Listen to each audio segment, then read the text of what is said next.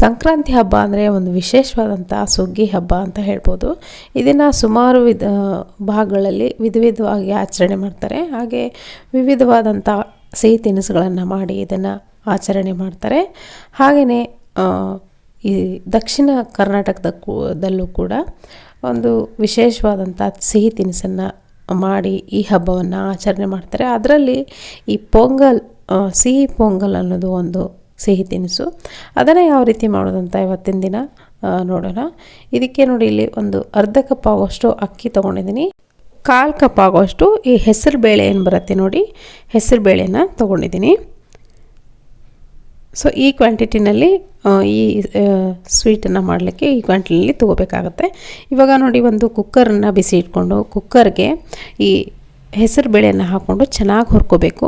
ಯಾವುದೇ ರೀತಿ ತುಪ್ಪ ಎಣ್ಣೆ ಏನೂ ಹಾಕದೇನೆ ಹಾಗೇ ಡ್ರೈ ಆಗಿ ಇದನ್ನು ಸ್ವಲ್ಪ ರೋಸ್ಟ್ ಮಾಡ್ಕೋಬೇಕು. ಲೋ ಮೀಡಿಯಮ್ ಫ್ಲೇಮ್ ಇಟ್ಕೊಂಡು ಚೆನ್ನಾಗಿ ಫ್ರೈ ಮಾಡ್ಕೊಳ್ಳಿ.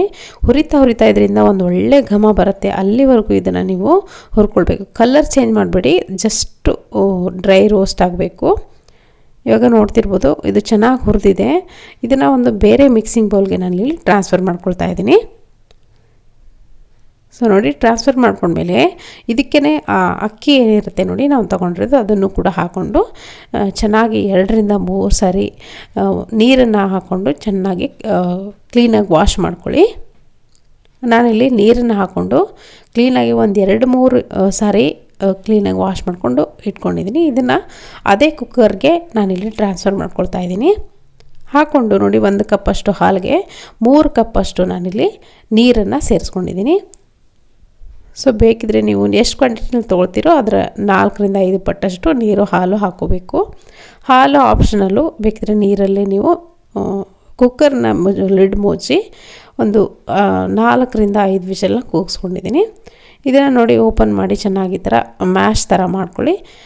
ಮ್ಯಾಶ್ ಥರ ಮಾಡ್ಕೊಂಡಾದಮೇಲೆ ಬೆಲ್ಲವನ್ನು ಸೇರಿಸ್ತಾಯಿದ್ದೀನಿ. 1 ಕಪ್ ಆಗೋಷ್ಟು ಬೆಲ್ಲವನ್ನು ಸೇರಿಸ್ತಾಯಿದ್ದೀನಿ. ನಿಮ್ಮ ಸಿಹಿ ಜಾಸ್ತಿ ತಿನ್ನೋದಾದರೆ ಸ್ವಲ್ಪ ಜಾಸ್ತಿ ಬೆಲ್ಲವನ್ನು ಸೇರಿಸ್ಕೊಳ್ಳಿ.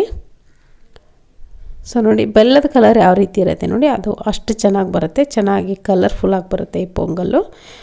ಬೆಲ್ಲ ಹಾಕ್ಕೊಂಡಾದ್ಮೇಲೆ ಚೆನ್ನಾಗಿ ಮಿಕ್ಸ್ ಮಾಡ್ಕೊಂಡು ಆದಮೇಲೆ ಗ್ಯಾಸ್ ಫ್ಲೇಮನ್ನು ಆನ್ ಮಾಡಿಕೊಂಡು ಇದನ್ನು ಮತ್ತೆ ಚೆನ್ನಾಗಿ ಬೇಯಕ್ಕೆ ಬಿಡಬೇಕು. ಬೆಲ್ಲ ಚೆನ್ನಾಗಿ ಕರಗಿ ಸ್ವಲ್ಪ ಅಂಟು ಪಾಕದ ಥರ ಅದು ಟೆಕ್ಸ್ಚರ್ ಬರುತ್ತೆ ನೋಡಿ. ಹಾಲನ್ನು ಹಾಕ್ಕೊಂಡು ಇದನ್ನು ಮಿಕ್ಸ್ ಮಾಡ್ಕೊಳ್ತಾ ಇದ್ದೀನಿ. ಮಿಕ್ಸ್ ಮಾಡಿಕೊಂಡು ಕುದಿಯಕ್ಕೆ ಬಿಡೋಣ. ಈ ಥರ ಕೈ ಆಡಿಸ್ತಾ ಕುದಿಸ್ಕೊಳ್ತೀನಿ 1-2 ಕುದಿ. ನೋಡಿ, ಏಲಕ್ಕಿ ಪೌಡ್ರ್ ಕೂಡ ನಾನಿಲ್ಲಿ 1 ಟೀ ಸ್ಪೂನಷ್ಟು ಹಾಕ್ಕೊಂಡಿದ್ದೀನಿ. ಇದೇ ಟೈಮಲ್ಲಿ ಹಾಕ್ಕೊಂಡ್ರೆ ಚೆನ್ನಾಗಿ ಪರಿಮಳ ಬರುತ್ತೆ. ಇವಾಗ ನೋಡಿ, 2ರಿಂದ 3 ಕುದಿ ಚೆನ್ನಾಗಿ ಕುದ್ದಿದೆ. ಅಂಟು ಥರ ಚೆನ್ನಾಗಿ ಆಗಿದೆ ಇದು ಸ್ವೀಟು. ಇವಾಗ ಇದಕ್ಕೆ 2 ಟೇಬಲ್ ಸ್ಪೂನಷ್ಟು ತುಪ್ಪದಲ್ಲಿ ದ್ರಾಕ್ಷಿ ಗೋಡಂಬಿಯನ್ನು ಹಾಕ್ಕೊಂಡು ಚೆನ್ನಾಗಿ ಫ್ರೈ ಮಾಡ್ಕೊಳ್ತೀನಿ. ನೀವು ಬೇಕಿದ್ರೆ ಬೇರೆ ಡ್ರೈ ಫ್ರೂಟ್ಸ್ ಕೂಡ ಇಲ್ಲಿ ಹಾಕೋಬೋದು. ಜಸ್ಟು ದ್ರಾಕ್ಷಿ ಗೋಡಂಬಿ ಹಾಕಿದ್ರೆ ತುಂಬ ಚೆನ್ನಾಗೇ ಇರುತ್ತೆ. ಸೊ ಫ್ರೈ ಮಾಡಿಕೊಂಡು ಈ ಪೊಂಗಲ್ಗೆ ಹಾಕ್ಕೊಂಡ್ರೆ ಆಯಿತು. ತುಪ್ಪ ನೀವು ಬೇಕಿದ್ರೆ ಜಾಸ್ತಿನೇ ಹಾಕೋಬೋದು. ನಾನು 2ರಿಂದ 3 ಟೇಬಲ್ ಸ್ಪೂನಷ್ಟು ಮಾತ್ರ ಹಾಕ್ಕೊಂಡಿದ್ದೀನಿ. ಬೇಕಿದ್ರೆ ನೀವು ಇದಕ್ಕೆ ತೆಂಗಿನಕಾಯಿನ ತುರಿದು ಹಾಕ್ಕೊಳ್ಬೋದು. ಹಸಿದಾದರೂ ಸರಿ, ಒಣ ಕೊಬ್ಬರಿ ಆದರೂ ಸರಿ, ತುರಿದು ಸಣ್ಣದಾಗಿ ತುರಿದು ಅದನ್ನು ಕೂಡ ಹಾಕ್ಕೊಂಡು ಸೇರಿಸ್ಕೊಳ್ಬೋದು. ನಾನಿಲ್ಲಿ ನನಗೆ ಪರ್ಸ್ನಲಿ ಅಷ್ಟು ಇಷ್ಟ ಆಗೋಲ್ಲ ತೆಂಗಿನಕಾಯಿ, ಹಾಗಾಗಿ ನಾನು ಸೇರಿಸ್ತಾ ಇಲ್ಲ. ನೀವು ಬೇಕಿದ್ರೆ ಇಷ್ಟ ಆದರೆ ಸೇರಿಸ್ಕೊಳ್ಳಿ ಸ್ವೀಟ್ಗೆ. ಸೊ ನೋಡಿ, ರುಚಿಯಾದಂಥ ಪೊಂಗಲ್ ರೆಡಿಯಾಗಿದೆ. ಇದನ್ನು ನಾನಿವಾಗ ಸರ್ವ್ ಮಾಡ್ಕೊಳ್ತಾ ಇದ್ದೀನಿ.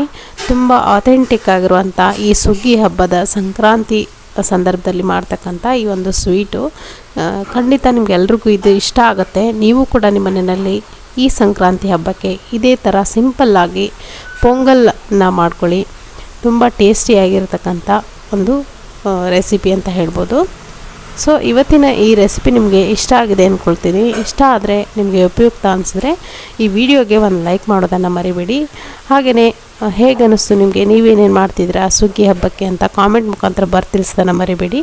ನಮ್ಮ ಚಾನಲ್ಗೆ ಯಾರು ಸಬ್ಸ್ಕ್ರೈಬ್ ಆಗಿಲ್ವೋ ದಯವಿಟ್ಟು ಸಬ್ಸ್ಕ್ರೈಬ್ ಮಾಡಿಕೊಂಡು ವೀಡಿಯೋಸ್ಗಳನ್ನ ನೋಡಿ ಅಂತ ಕೇಳ್ಕೊಳ್ತೀನಿ. ಮತ್ತೆ ಸಿಗೋಣ ಮತ್ತೊಂದು ರೆಸಿಪಿಯೊಂದಿಗೆ.